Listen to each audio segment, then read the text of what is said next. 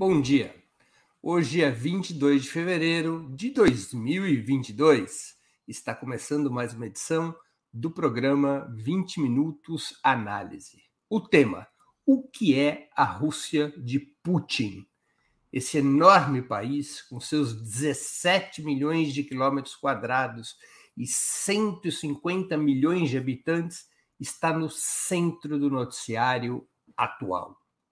O principal motivo é a crise na Ucrânia, provocada pela ambição dos Estados Unidos e da União Europeia de integrar essa nação vizinha à Organização do Tratado do Atlântico Norte, OTAN, desequilibrando o sistema de segurança coletiva criado após a Segunda Guerra Mundial. Moscou, no entanto, não aceita essa escalada e colocou suas tropas de prontidão para impedir que o governo de Kiev, parceiro do Ocidente, faça do território ucraniano uma base avançada da aliança militar comandada pela Casa Branca. Afinal, 30 anos depois da restauração capitalista iniciada com o final da União Soviética, qual o papel da Rússia de Putin? Trata-se de uma autocracia expansionista, como afirma grande parte da mídia ocidental e até vozes de esquerda? Estaríamos diante da reconstrução paulatina do modelo soviético, inclusive da ordem socialista, como imaginam os mais saudosos? Ou seria a Federação Russa um caso excepcional de capitalismo tardio que colide com o sistema imperialista sob hegemonia dos Estados Unidos? Vamos tentar fazer esse debate no programa de hoje. Antes de começar, quero pedir um pouquinho de paciência para que possa dar nosso recado comercial. Opera Mundi, como toda a imprensa independente, é um projeto sustentado principalmente pelo apoio de seus assinantes e espectadores. Tua contribuição financeira é decisiva para a nossa manutenção e desenvolvimento, ainda mais em um ano tão decisivo e difícil como 2022. Há 5 formas possíveis de contribuição. A primeira delas, você pode se tornar assinante solidário de Opera Mundi em nosso site com uma colaboração mensal permanente. Basta acessar o endereço operamundi.com.br/apoio. Eu vou repetir, operamundi.com.br/apoio. Segunda forma de contribuição, você pode se tornar membro pagante de nosso canal no YouTube. Basta clicar na opção Seja Membro em nosso canal nessa plataforma que está diante de seus olhos e escolher um valor que julgue apropriado. Terceira forma de contribuição. Durante a transmissão de nossos vídeos, você poderá contribuir com o Super Chat ou o Super Sticker. Normalmente, apenas as perguntas acompanhadas pelos Super Chats ou feitas por membros pagantes de nosso canal no YouTube são lidas e respondidas durante os programas ao vivo. Quarta forma de contribuição. Se você estiver assistindo o programa depois da sua transmissão ao vivo, o programa gravado, você poderá contribuir com a ferramenta Valeu Demais, estipulando o valor da sua vontade e possibilidade. Quinta forma de contribuição. A qualquer momento, você poderá fazer um Pix para a conta de Opera Mundi, de qualquer valor que julgue adequado. Nossa chave nessa modalidade, nossa chave no Pix é apoie@operamundi.com.br. Eu vou repetir, apoie@operamundi.com.br. A nossa razão social é última instância editorial limitada. Além dessas 5 formas de colaboração, lembre-se sempre de dar like, de clicar no sininho e compartilhar nossos programas, pois isso aumenta a nossa audiência e engajamento, ampliando também nossa receita publicitária, tanto no site quanto no YouTube. Vamos ao trabalho. Para melhor entendermos a história da Federação Russa, nome oficial do país, esse é o nome oficial da Rússia, criado em 25 de dezembro de 1991, talvez o melhor método seja dividir essa trajetória de 30 anos, em duas etapas. Na primeira dessas etapas, entre 1991 e 1999, 2000, sob o comando de Boris Yeltsin, antigo hierarca do Partido Comunista da União Soviética, viveu-se o processo de privatizações e desregulamentações que desmontou completamente o sistema socialista, restaurando a propriedade privada através da transferência de empresas estatais a funcionários e dirigentes do Estado. Emergiu, então, uma nova burguesia, marcada pelo arrivismo e pela corrupção mais criminosa, enriquecida pelo butim contra as riquezas nacionais antes controladas pelo Estado. Esses novos burgueses se entrelaçavam com a criminalidade em uma acumulação primitiva de capitais que gerou verdadeiras oligarquias fundidas ao governo Yeltsin. Praticamente todos os serviços públicos foram desorganizados ou desativados, até mesmo as pensões deixaram de ser pagas. O orçamento nacional foi arruinado e grande parte da população foi jogada na pobreza e na miséria, desprovida de direitos conquistados durante o período revolucionário. A inflação disparou e os salários foram fortemente arrochados. Até mesmo o outrora poderoso Exército Vermelho viu-se destroçado, sem verba sequer para pagar os soldos e passando a vergonha de ter o seu arsenal nuclear gerido com assessoria dos Estados Unidos. Esse período Yeltsin, em síntese, teve a dominância do neoliberalismo mais macabro que já se conheceu. A Rússia nascia totalmente subordinada à ordem imperialista vitoriosa na Guerra Fria. A nova burguesia, com sua mentalidade pirata, somente queria saber de fronteiras abertas para o fluxo de capitais e mercadorias, o que estimulava a lógica de subordinação absoluta à hegemonia dos Estados Unidos. Apesar de terem ocorrido várias rebeliões populares e do Partido Comunista, refundado em 1991, manter uma certa força eleitoral, o candidato presidencial do Partido Comunista e seu principal dirigente, Gennady Zyuganov, alcançou 32,5% nas eleições de 1996, apesar de enormes fraudes, por exemplo.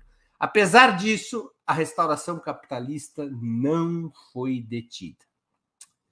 Mas o desmonte nacional fez surgir, no interior do bloco restaurador, uma fração dissidente que iria se articular ao redor de Vladimir Putin, um ex-oficial da KGB. Na verdade, o certo a falar é do KGB, mas a gente se acostumou em português a tratar KGB no feminino por conta da eufonia do K.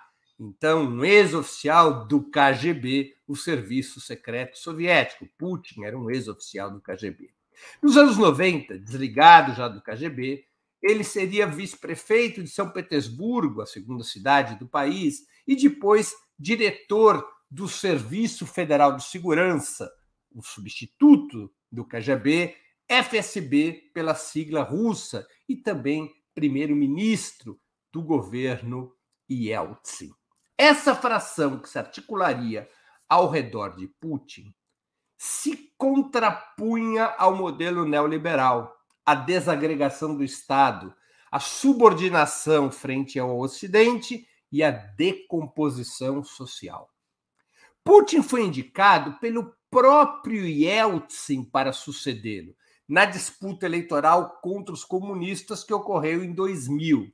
Mas, discretamente, Putin começou a implementar um novo projeto de desenvolvimento capitalista, abrindo o que poderíamos definir como o segundo período da história russa moderna, que vai até os nossos dias. O primeiro período seria o período Yeltsin, entre 91 e 2000, e o segundo período de 2000 até os nossos dias, sob o comando de Vladimir Putin. O elemento central desse projeto foi a recuperação do Estado como regulador e organizador da economia. Não houve reversão importante das privatizações, mas foi criado um sistema tributário sólido, os bancos estatais foram fortalecidos e as atividades econômicas passaram a ser regidas pela intervenção estatal. Aproveitando-se do fenomenal crescimento do preço e do volume das principais exportações russas, petróleo e gás, o governo Putin modernizou as Forças Armadas e recuperou serviços públicos, além de colocar em ordem as combalidas finanças governamentais. A variável ultraliberal do período Yeltsin, que atendia os interesses das oligarquias pós-soviéticas, acabou substituída pelo capitalismo, por um capitalismo de Estado, em um modelo no qual a exportação de hidrocarbonetos se combina com a expansão do mercado interno, tanto através do aumento da renda familiar, quanto das compras empresariais e governamentais. O caráter predador do desenvolvimento neocapitalista dos primeiros 10 anos havia arruinado o país e o empurrado para uma depressão crônica, embora tenha enriquecido brutalmente um punhado de empresários. Formados em um período histórico no qual o mercado mundial já estava dividido entre as burguesias imperialistas, os capitalistas russos se viram obrigados a reorganizar sua acumulação para dentro, o que impunha um Estado forte, inspirado por um importante componente nacionalista. Putin desbaratou os oligarcas de Yeltsin. A vários ele colocou na cadeia, tomando suas propriedades e riquezas. Nos últimos 20 anos, reorganizou e recriou a burguesia russa, de certa forma, disciplinando seus negócios através das agências governamentais, em um processo que lembra, de certa maneira, aquele conduzido por Bismarck na modernização da Alemanha no século XIX. O giro promovido por Putin, com o fortalecimento do Estado Nacional, bateu de frente com a estratégia dos Estados Unidos e da Europa para o leste europeu. Os interesses das potências imperialistas era avançar suas fronteiras econômicas por todo o território euroasiático, até a divisa com a China, incorporando plenamente o antigo campo socialista europeu à acumulação capitalista liderada pelo Ocidente, com os olhos gordos, especialmente sobre as gigantescas reservas de petróleo e gás da Rússia. Eu vou pedir à produção que suba o mapa para que a gente possa compreender do que eu estou falando. Esse mapa revela, se nós olharmos para essa parte laranja, superior laranja, né? Então nós estamos aqui falando do noroeste desse mapa, nós vamos ver aqui uma série de países para cada fronteira da Alemanha, o mapa está em inglês, Germany, Alemanha, nós vamos ver aqui Polônia, Belarus, Latvia, Estônia, Ucrânia, E um pouco mais abaixo nós vamos ver a Geórgia, a Armênia, o Azerbaijão. Ali na parte noroeste são os países que pertenciam ao campo socialista ou que eram repúblicas soviéticas que faziam fronteira ao Ocidente. A lógica do Ocidente era incorporar esses países à União Europeia e à OTAN, e a própria Rússia ser, na verdade, um território sob essa hegemonia das potências imperialistas, buscando fazer com que o território russo tivesse engajado nos processos de acumulação do Ocidente. Até a primeira metade do século XXI, esse objetivo parecia próximo.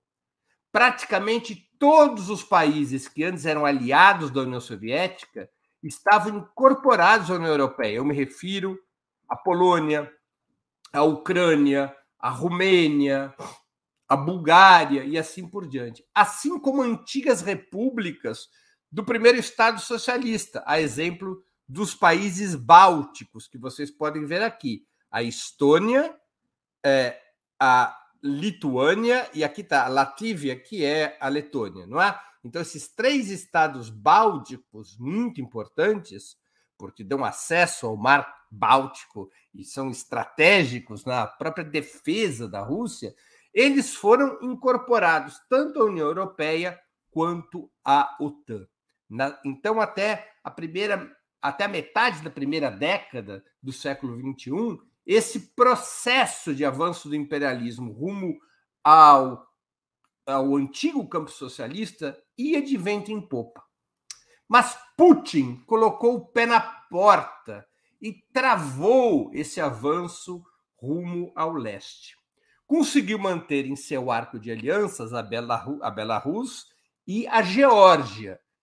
Nesses 2 países, tivemos, em tempos diferentes, crises políticas gravíssimas, com a interferência dos países ocidentais nestas crises, buscando derrubar governos próximos a Moscou e estabelecer governos próximos ao Ocidente.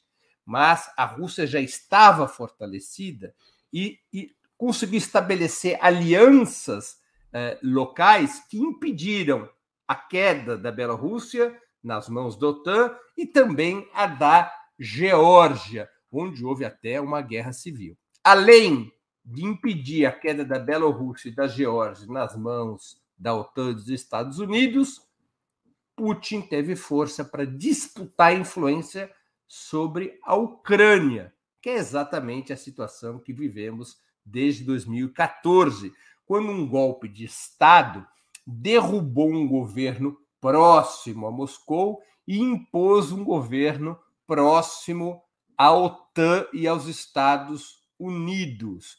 A Rússia reagiu naquele momento, anexando a Crimeia. A Crimeia depois organiza um referendo popular e, legitimamente, seus habitantes decidem favoravelmente a esse retorno à Rússia. A Crimeia foi cedida à Ucrânia apenas em 1954, ainda no período soviético. Além da anexação da Crimeia, ocorreu na Ucrânia, em função do golpe de Estado pró-Ocidente de 2014, ocorreram rebeliões nas regiões de maioria russa, no chamado Donbas, no leste da Ucrânia, criando as 2 repúblicas separatistas de Lugansk e Donetsk, que acabaram de ser reconhecidas por Putin. Nós estamos falando da última linha ocidental de defesa da Federação Russa.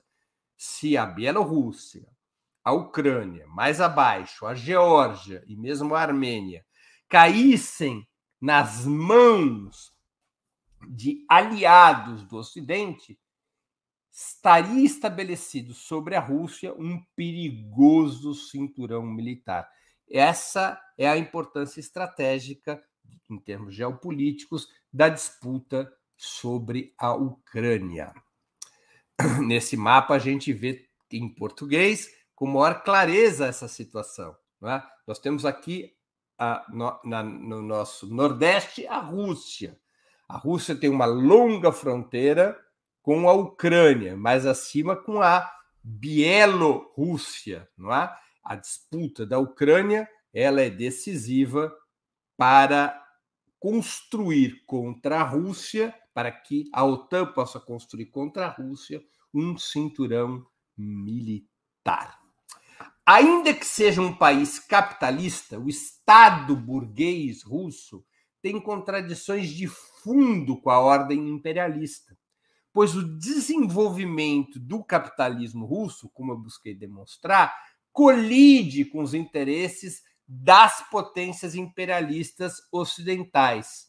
O capitalismo russo, o capitalismo de Estado russo, não aceita se incorporar à hegemonia capitalista dos Estados Unidos e da Europa. O capitalismo de Estado russo depende do mercado interno e do controle das riquezas naturais, repito, especialmente petróleo e gás.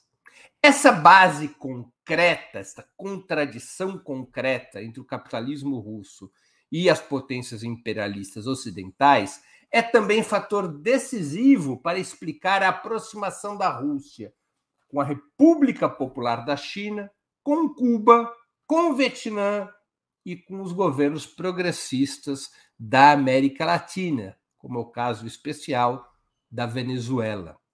Ainda que a Rússia não partilhe a mesma perspectiva socialista reivindicada por essas outras experiências, o governo Putin veio assumindo objetivamente um papel anti-imperialista por conta dos interesses concretos do desenvolvimento do capitalismo russo, com repercussões também na política interna do país. São cada vez mais frequentes, por exemplo, passagens dos discursos de Putin que celebram a União Soviética e enaltecem seus líderes históricos, como Lenin, por exemplo. Funcionando em um regime semipresidencialista, a Rússia manteve de Yeltsin a Putin as regras fundamentais da democracia liberal. A Rússia é um regime de democracia liberal, com algumas características autoritárias e repressivas, é verdade, tanto no que diz respeito ao funcionamento das instituições, quanto no que diz respeito a certas políticas de exclusão. É conhecida a política russa homofóbica, por exemplo, não é? De não abrir direitos à população LGBTQ+. São características desta democracia liberal russa, mas é esse o regime que está implantado no país, é sobre as regras do regime democrático liberal que funciona a Rússia. No início do seu período de poder, Putin foi presidente, primeiro de 2000 a 2008. Depois foi primeiro-ministro de 2008 a 2012 e novamente chefe de Estado desde 2012 até agora. Ele pode se reapresentar para novas eleições até 2036, porque houve uma modificação na Constituição da Rússia. O líder russo, durante o início do seu período, como eu vinha dizendo, ele enfrentava um cenário com 4 blocos políticos na disputa. Além de seu próprio campo, organizado no partido Rússia Unida desde 2008, estavam nessa disputa os neoliberais do Yabloko, que era a força política principal do governo Yeltsin, a direita nacionalista neofascista do Partido Liberal Democrata. E a outra força eram os comunistas. Os comunistas sempre foram a principal força de oposição, tanto contra Yeltsin quanto contra Putin. O Partido Comunista da Federação Russa tem bastante expressão social e eleitoral, embora tenha vivido um processo de queda durante os últimos 10 anos, agora vive uma recuperação. Atualmente, o Yabloko, os neoliberais, o Yabloko está praticamente marginalizado, nem sequer atingiu a cláusula de barreira nas últimas eleições. E a principal oposição a Putin continua sendo o Partido Comunista, com a direita nacionalista, neofascista, vindo em uma terceira posição e perdendo força.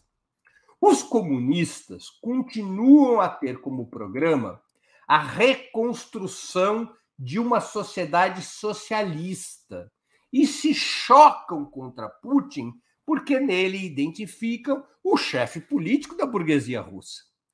Mas apoiam, em linhas gerais, sua política internacional e seu enfrentamento contra as potências imperialistas ocidentais.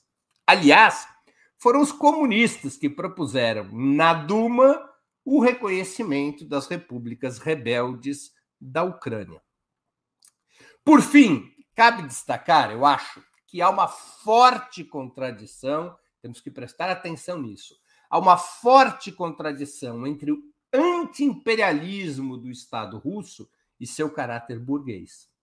Por ora, essa contradição tem sido atenuada por Putin, graças ao seu comando sobre os capitalistas nacionais.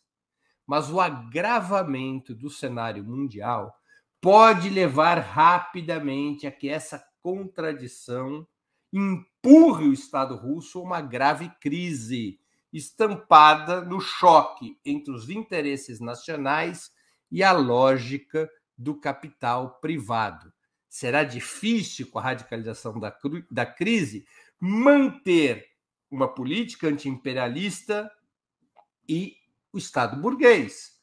Não é facilmente combinável essas duas características, porque a burguesia russa pode trair o Estado, pode considerar que as necessidades de financiamento do Estado para o enfrentamento anti-imperialista não correspondem aos seus interesses de acumulação de lucros. E isso pode gerar uma grave crise, na qual a contradição terá que pender para um dos lados, ou para o lado anti-imperialista, e, portanto, de ruptura com a própria burguesia russa, ou em favor dos interesses da burguesia russa e, portanto, atenuando a política anti-imperialista. O regime russo está sobre esta contradição. Muito obrigado pela atenção. Antes de continuarmos, eu gostaria de anunciar os 20 minutos de amanhã, quarta-feira, dia 23 de fevereiro, às 11 horas. Irei entrevistar o psicanalista Christian Dunker. O tema: quem faz nossa cabeça? Esse vai ser o tema de amanhã, com um dos mais respeitados psicanalistas do país, um dos grandes especialistas em Lacan, e que tem muitas obras publicadas a esse respeito e que combina a psicanálise com o entendimento da vida social. Aproveito também para pedir novamente que vocês contribuam financeiramente com o nosso projeto. Lembrem-se, há 5 formas de fazê-lo. A primeira é a assinatura solidária em nosso site, operamundi.com.br/apoio. Eu vou repetir, operamundi.com.br/apoio. A segunda é se tornando membro pagante de nosso canal no YouTube. A terceira é contribuindo agora mesmo com o Super Chat ou Super Sticker. A quarta é o Valeu Demais, que funciona como Super Chat, mas quando você estiver assistindo ao vídeo gravado. E a quinta é através do Pix. Nossa chave no Pix é apoia@operamundi.com.br. Vou repetir, apoia@operamundi.com.br. Nossa razão social é última instância editorial limitada. Eu vou agora passar as perguntas dos nossos espectadores, da nossa audiência.